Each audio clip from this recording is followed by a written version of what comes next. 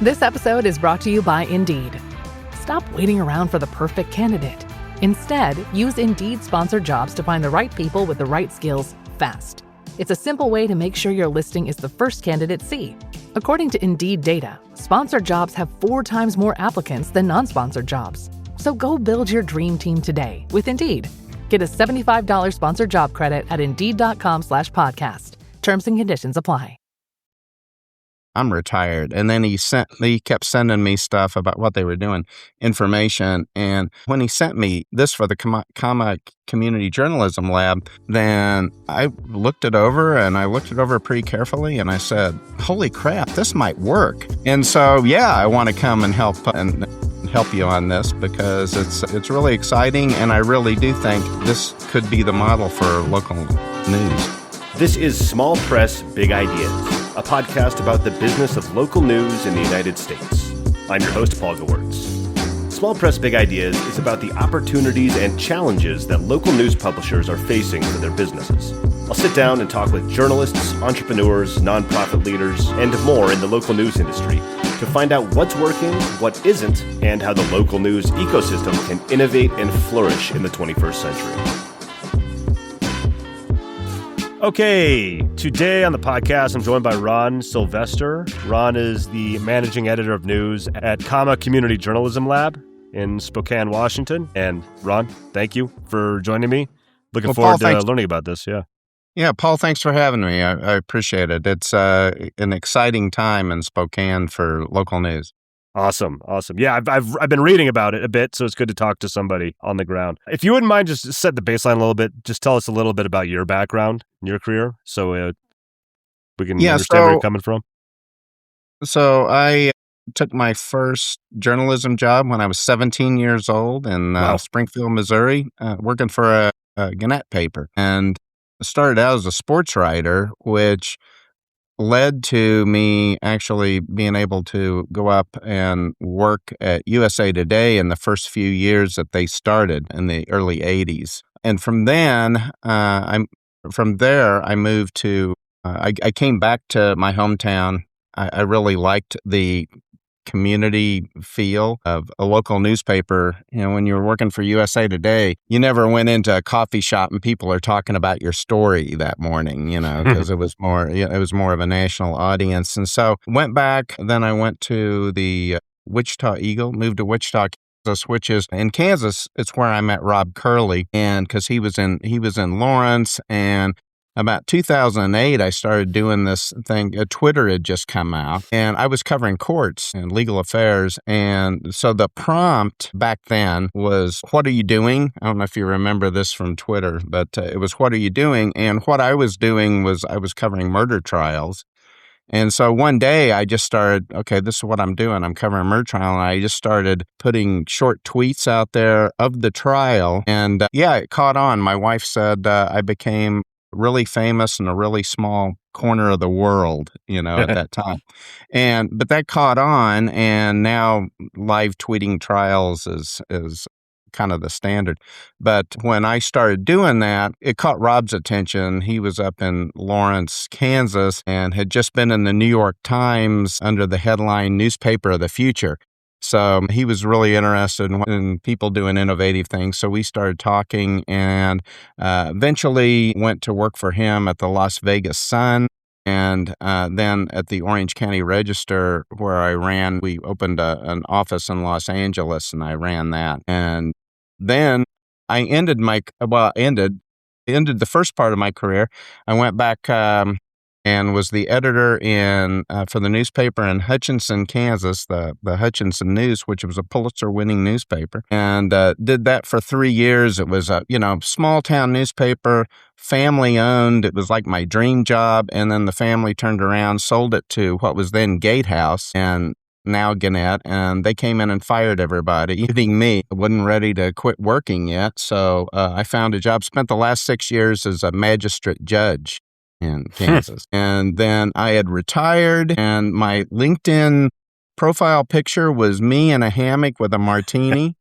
And then Rob called, and over the last 10 years, Rob had been sending me information and drafts and things. I've got this idea that I really hope works. And so he called me and I said, I'm retired. And then he kept sending me stuff about what they were doing, information. And I always say, Rob Curley and I have tried to save journalism before, and you see the state of journalism. So we failed on that part, but we learned along the way all our mistakes. And when he sent me this for the Comma Community Journalism Lab, then I looked it over, and I looked it over pretty carefully, and I said, holy crap, this might work. And so, yeah, I want to come and help you on this because it's really exciting. And I really do think this could be the model for local news. Awesome. That's what this show is all about. And well, what was that holy crap moment? Can you tell me about what it was and what Comma Community Journalism Lab is? Yeah. For anybody who's not aware. Yeah. So it's a 501c3 not for profit, and there are other not for profit newspapers and journalism, but we are different because we use a hybrid model. And the hybrid model is using subscription is the main driver, and we've got some strategies that we can talk about later about increasing our subscription rate. And then, of course, we're able to get grants and the usual thing, and then philanthropy. Also, there's some advertising still involved in that, and we can do deeper dives into that. But basically, it's that three-pronged thing with philanthropy, subscriptions, and advertising. And like I said, filling in with some grants and things like that. But the thing that convinced me is because over the years, we've all worked for newspaper owners who maybe weren't the best stewards of money. When I was visiting California one time, we were up in Central California, and we went to the Hearst Castle. Yeah, and I walked around this an opulent place built by William Randolph Hearst, and I was walking around looking at all the gold stuff, and I said, yeah, this guy didn't play his reporter's crap either. But so we so the key to that, and because as news people, we were always at the mercy of the money people and what they wanted to spend money on, or what when they started cutting the newsroom first. And the thing that got me into this was we control the money on this.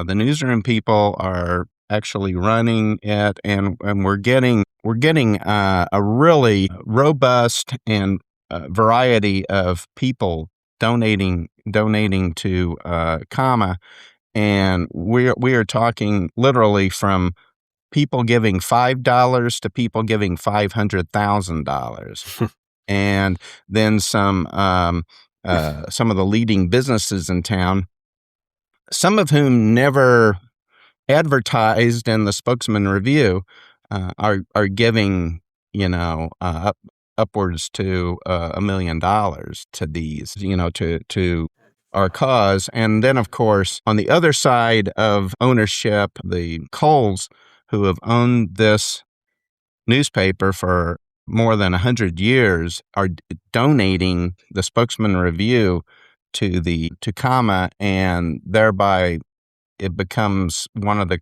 first community-owned newspapers in the country. And help clarify it for me a little bit, because when I first reached out to you, I saw you were working at Comma, and I just kind of went and looked through Comma, and I'm like, this is a really cool idea. And then when I was kind of putting these questions together for you, like I know it's heavily tied to the Spokesman-Review, which I'd been reading, like we talked about before, was do it with like the family ownership, was passing it along to the nonprofit and everything. So is it just for the Spokesman-Review? Do you have like other publications you're working with? Is it kind of Yes. Okay. Sorry, I wasn't quite clear on that. Sorry. So the Spokesman-Review, of course, that's our flagship publication. Right. Okay. But during this time that we were setting this up, and the real impetus and the first publication that we had is a publication called The Black Lens. It's a newspaper for the African American community. And Rob was really close friends with the founder, and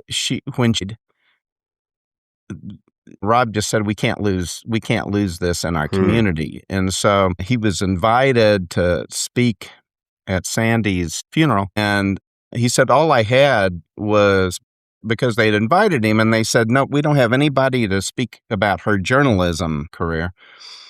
And Rob said, I didn't have anything to say, so I just got up and kind of recited a business plan that I'd been working on. And afterwards, one of the board members of the Black Lens came up and said, do you really have a business plan? And Rob shared it with him, and he said, yeah, this needs to be written by an adult, but this is a great plan. And so they threw their support behind us. And so the Black Lens was actually our first allied publication. And then, of course, the donation of the Spokesman-Review. Now, so as managing editor of news, one of my jobs is also to be the editor of what we call our allied newsroom. And so that is going to include restarting up to 3 area weeklies, rural weeklies that have been out of print for a long time. We're going to restart those. And we have experience doing that because we did that at the Orange County Register with the weekly community newspapers around Orange County. And some of them we restarted, some of them we just kept going and made more robust. So we're going to restart some weekly newspapers. And we're also we have partnerships with the public schools and 5 universities in this area in Eastern Washington and Northern Idaho. And we're going to, of course, the high schools stopped 10 years ago publishing high school newspapers. And and I call everything, Paul, a newspaper, whether it's right. Yeah. digital or not, much like I'm old and I still call collection of recorded songs an album.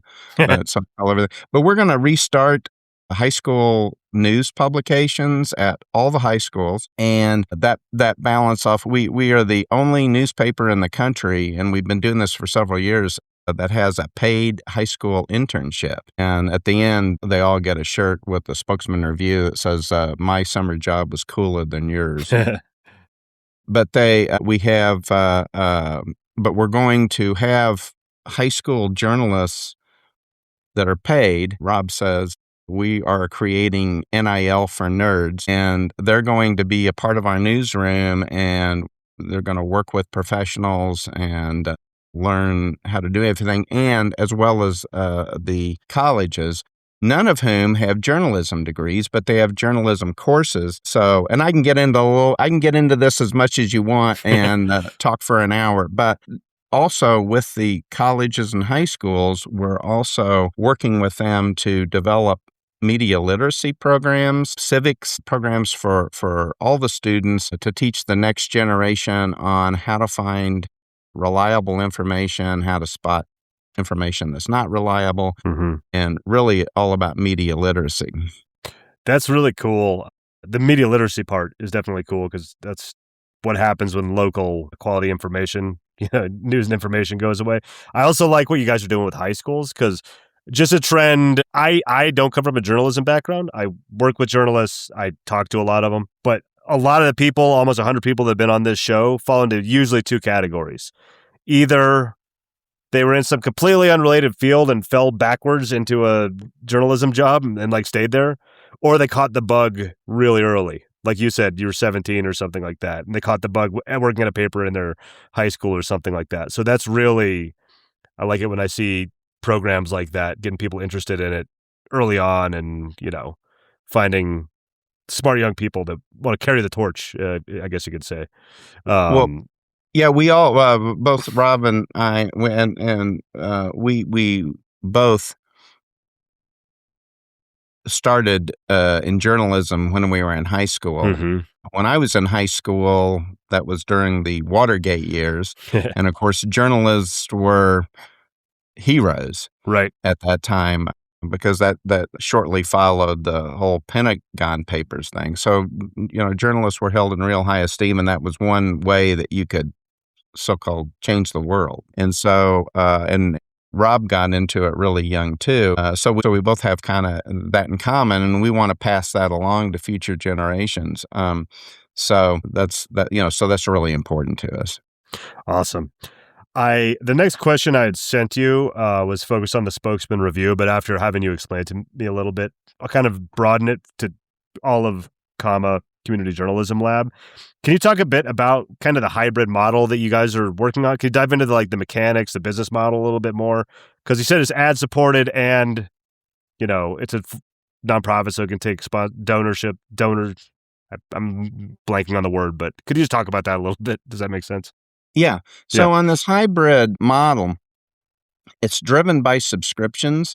And one of the deals, so we've got these memorandums of understanding with the school system and the universities, and they've all agreed to this. And part of that is that every high school, middle school, every college student at one of these universities will get a free digital subscription to the Spokesman-Review. Cool. Which is operating behind a paywall, but they'll get a subscription. Now, it's free to them. It's not free. The schools are actually paying for through their gifts and donations and their support are actually paying for these subscriptions. So that's going to really raise our subscription rate right there. And we're putting things in.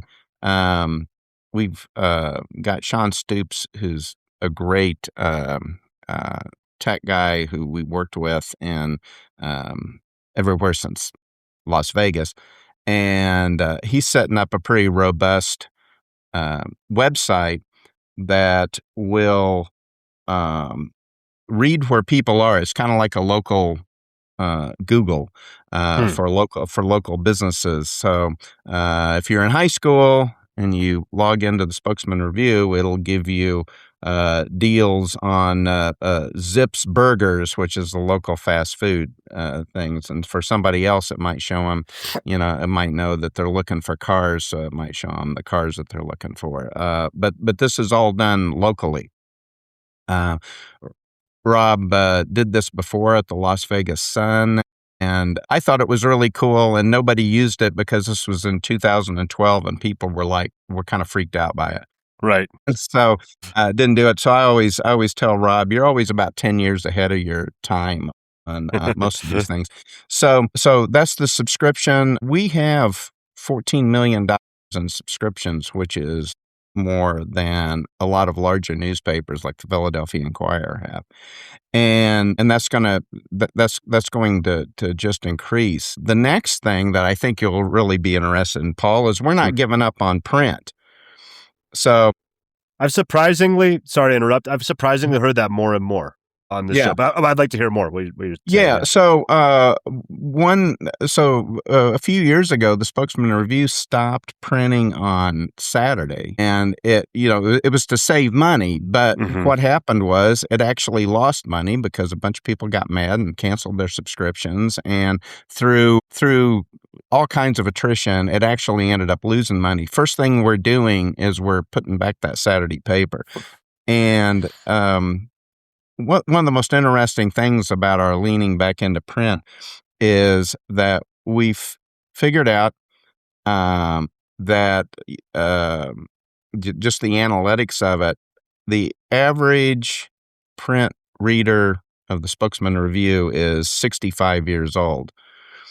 We have a great area up here. People spend a lot of time hiking outdoors. There's a lot of great activity, snow skiing, snowshoeing. So it's a pretty healthy community. The average life expectancy is 85.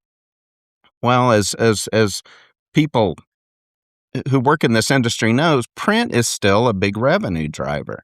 So why would you want to give up that revenue for 25 years? This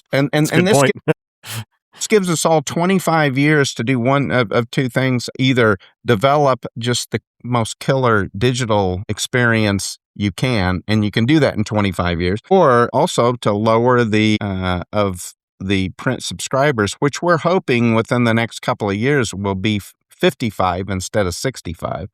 I like to kid around and say that I hope newspapers become the vinyl of information. kids are now listening to vinyl records again because they realize they sound better. And I think with all the research that's coming out on how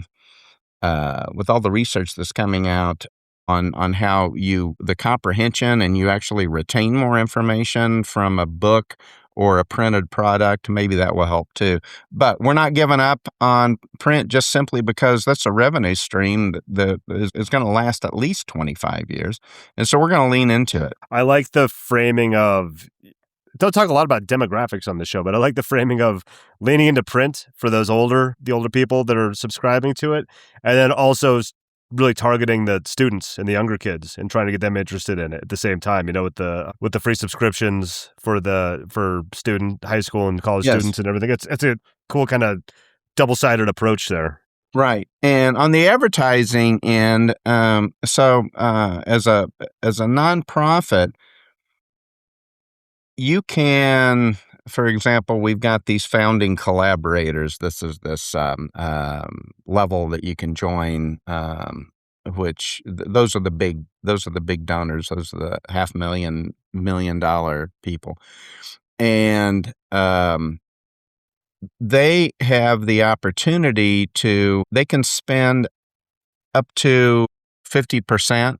Like 49% of what they give can be tax deductible, but up to 50% can be used for advertising messages. Now, what the advertising is, for example, the New America Credit Union might say, we want to say congratulations to one of the other nonprofits in town for what they've been doing, or we want to, elicit support on that. So these ads won't actually be for the businesses. They will be the businesses sponsoring messages that are community focused. And so they'll have the opportunity to spend part of their money to do that. And so that's where advertising comes in. At most publications, advertising is upward to half the revenue. Under our model, it's around 35%. So it takes pressures off the ad salespeople, and that's something that we think we can work into. One of the really amazing things is one of our big supporters here is on the philanthropic side is Costco, which is never advertised as a famously advertiser. They famously don't advertise, But on this community focus thing, they're all in on it. So and so that's the advertising portion. Of course, on the philanthropic side, we have these events. We have what we call a Northwest Passages Book Club. We bring in authors, and also we use these for community town halls, political debates, things like that. And they're usually held in a theater, the Bing Crosby Theater. Bing Crosby's from Spokane, and which seats 700 people, and we'll fill that up on a regular basis. Wow. So these authors come in, and they're used to going to bookstores and having 20 people, and they come to Spokane, and they have 700. And it's like, so now the conversation is, do you want to end your book tour in Spokane, or do you want to start it in Spokane? And a lot of them are now releasing books in Spokane. And these books are all, the authors we have are people with books that kind of feature the Pacific Northwest and the Inland Northwest in some stage. Well, so people come to this, and when we started this 8 years ago, it was free. But you had to reserve a seat, and we found that a lot of people would reserve a seat and then not show up. And so we started charging these minimal amounts, and it seems like in Spokane, $7 is the kind of key. If you spend $7, you will show up. And so $10 is kind of the deal for these tickets. So they're really, really cheap, and people show up. And at the end of the night, it's not unusual for us to take in $30,000 in contributions. And like I said, it's everybody. One of the Donna Wares, who came over from the LA Times, she was also kind of in semi-retirement, is one of our other managing editors, and we both came over in October, but she worked with us at the Orange County Register, and we worked for Rob for years, and she and I got a message that, hey, there's somebody down in the lobby of the review building. And so we went down and wants to talk to somebody. So we went down there, and there's a gentleman who said, I just like to do things in person. And he grabbed his cane and stood up. His older gentleman grabbed his cane, stood up, reached in his back pocket, and pulled out $100 bill and said, I want this to go to saving the newspaper. And we were it was just an amazing thing. Donna and I both have worked in this business for 40 years or more, and we have constantly said we have never seen this. We have never seen this in a community where there's so many people on so many different levels, and people will come up after the Northwest Passages to our table, and they'll say, all I can give is $20, and it's like. And those are the most. Those are the people that really, we kind of get emotional over. Yeah. And of course, we have the big donors, but we have these small donors too. And then this past Sunday, for the first time, we ran a page of all our donors at the different levels, and both the businesses and the individuals. And if you'd given us any money and all, your name got in there, and it filled the whole page. And Paul, the type, it was like a sports agate page. It was like the box scores. It was that small, but it filled the whole page. And it was really, when we did it, we didn't realize how impactful it would be and how much of an impact it would have. And we were all just stunned. Look at the outpouring of the support. And so it's a wonderful thing. It ran. Rob Curley wrote a column to kind of explain where we are, because we're about 2 weeks before the transition begins in ownership in earnest. And we're about 3 weeks away. We're looking at an April 1st date. But that ran with Rob's column. And then we had another page, a full page. Back in December, we'd invited people to send us why they loved the Spokesman. We ran excerpts with photos and things from what we got from our reader with, why do you like the Spokesman-Review? And I told everybody that works here, when you read this page, have a tissue handy, because it will bring tears to your eyes, because you will see the deep love that this community has for its newspaper. And we got letters from, one guy sent us a letter with a picture, by the way, of him delivering the Spokesman-Review in the 90s and how he grew up. That was his job. And it was just some really wonderful stuff. That's great. Yeah, I had read that story of the gentleman who had the $100 bill. I don't know if it was on the website or on your LinkedIn or something like that. Yeah. We posted it on our LinkedIn. I was like, I'm going to have to dig that out of him, but I'm glad you shared it, because it's a really kind of emblematic story of what you guys are doing there. That's really cool. I had another question before I forget, kind of back to the beginning when you were talking about the model, because I think it could be useful to other people in local media listening. When you said that, back to the school piece, where you said there's a free subscription for students, and that's kind of paid as a gift from the schools to the nonprofit. Is that how you said it kind of worked? Yes. My question was, because it could be useful to folks, how did you go about having those conversations with the school districts or the universities to kind of get that set up? Because I haven't heard that approach before, and I just thought it might be useful for other folks to hear how you did that. So over the course of the past 10 years, Rob has developed a presentation that he likes to give that can last anywhere between 30 minutes and 4 hours. And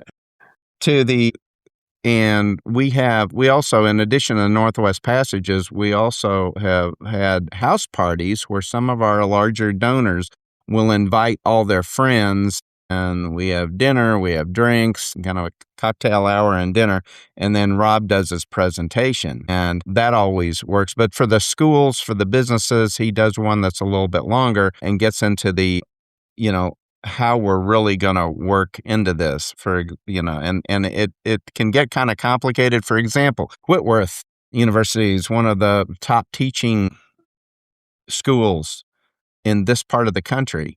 And they are going so these universities don't have journalism programs per se, but they have journalism classes. And so we're going to take some of those students, but also every university is agreeing to work with us with a specific part of the university. So with Whitworth, it's the teaching, the educators, students who are going to be working with us to create a daily NIE program, the Newspapers and Education. We're bringing that back in spades, but they're going to help us do a daily NIE program for middle schoolers and high schoolers. They're going to help us develop those media literacy programs, and we're also going to work with the educators in the public schools on that. And so what they do is they see that there's a benefit for them out of this, and it's something that's really needed. They all agree that media literacy is a good thing. With Gonzaga, it's their business school, and their business students are going to spend 4 years with what we call allied education, and they're going to get by the time they graduate with their business degree, they're going to say, I spent the last 4 years working at a $20 million a year business. Mm-hmm. And then Eastern Washington has a cybersecurity program. They're going to work with us on that and their computer technology. With each of these, we've identified a component and worked with them to identify components that go beyond just them supporting that we're going to work with their students. Like I said, they're going to have paid journalism students working with us, and we call it our Allied Newsroom.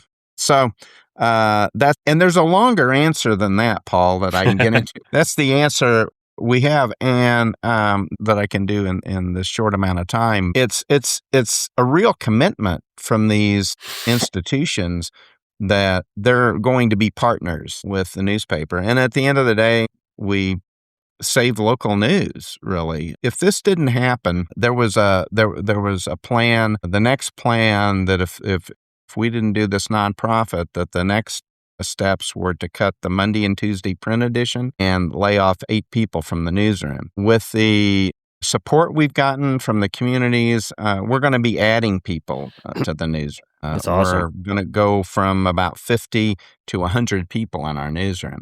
So, like I said, it's a really exciting time. And in helping people, like you said, helping people with this model, everything that we do, our business plan's in a draft now, but by the end of the year, it'll be finalized. Everything we do is going to be open source and available to people. Everything we do digitally, online, the coding, if people want to dive into that, that's going to be available. And everything we publish is going to be available on Creative Commons. So other publications in Washington that are interested in what's going on in the inland Northwest can use our content free of charge, and everything's going to be open. And so people will be able to do that. Our ultimate goal is that comma will become a viable model that could be used across the country. What we're saying now is if we can make it work in Spokane, hopefully we can make it work anywhere. And so that's our hope, is that this will be something that's bigger than our little town, and that we can help others do the same thing. That's awesome. That kind of touches on kind of one of my wrap-up questions I have, but I'm going to ask it anyway. I always, kind of talked about your ultimate goal. I always ask people, if you could flash forward 5 years, where to see both yourself and comma / the Spokesman-Review, like in that time frame. Where would you like to be then? I also, sorry, I'll stop there. I'd like to hear that answer. Yeah. Well, when I was 25, I used to set 5-year goals for myself. And then about in the early part of this century, when really the newspaper industry hit its financial peak and then fell off, and I've been watching layoffs since, I have tried not to make plans because who knows, but I'd like to see this be a robust thing, and that comma would take off and of course be successful.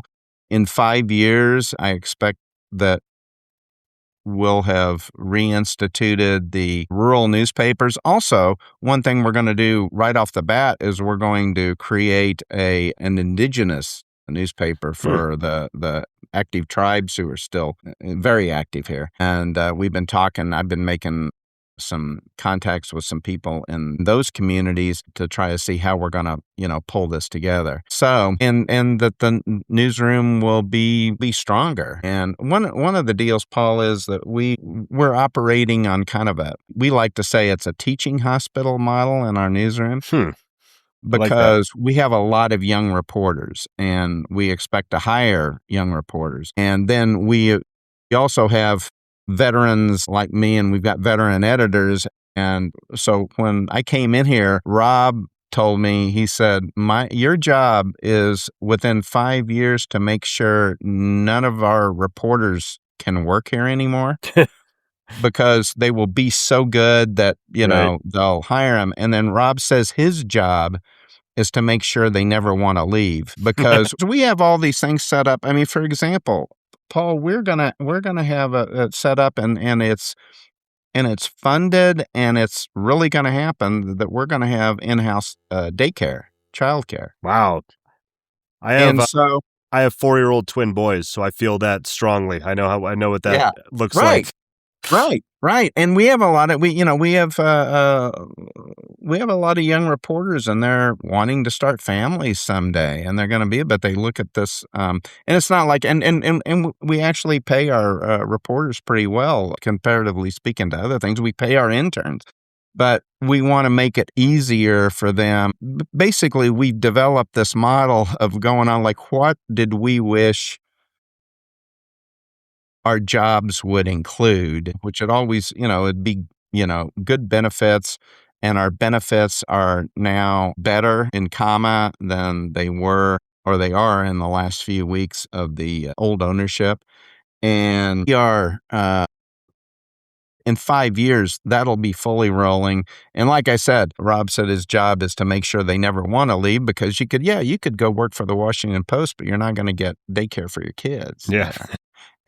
Or you won't get one of the perks that we have is that at all the universities are going to let our employees attend any class for free as an audit, as long as they keep up with the work and as long as they're serious about it. You can't just come in because they want older people in their classroom with the 19-year-olds. Yeah. To ask questions and be, responsive and try to get everybody engaged. But yeah, so you could take, so if you wanted to, you could take law class at the Gonzaga Law School for free if you work for us. So that's where we're going, and it's very exciting. And like I said, I really think this one's going to work. And so I think that's where we'll be in 5 years. Within 5 years, we're going to be able to hopefully roll this out for other communities. In Charlotte, they're already doing our Northwest Passages. It's called something else. Something different. Yeah. They're not in the Northwest, but they're starting to do our events, and our events are community driven, and not for shareholders, because we're a not-for-profit, and that's another key element in this too. One of the things I wanted to add about our events is we last year, a lot of local elections, and we did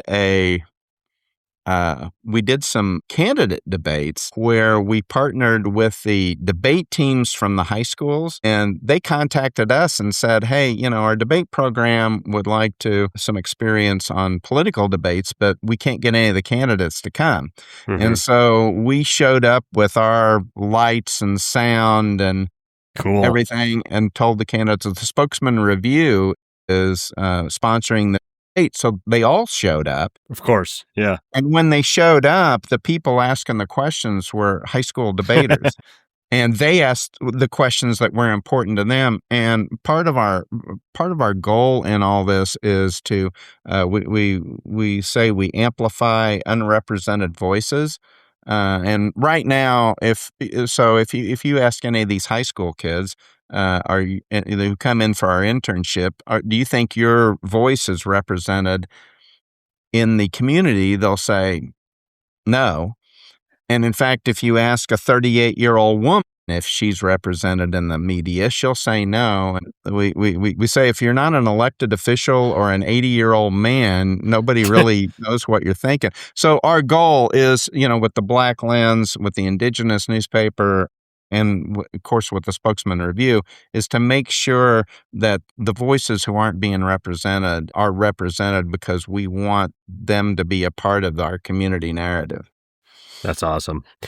Ron, this is fantastic. I could keep peppering you with questions, I think, but unfortunately I have another meeting coming up really quickly here, so I'll have to let you go. But please tell me where people can find you and Comma and anything I should link to or anything like that.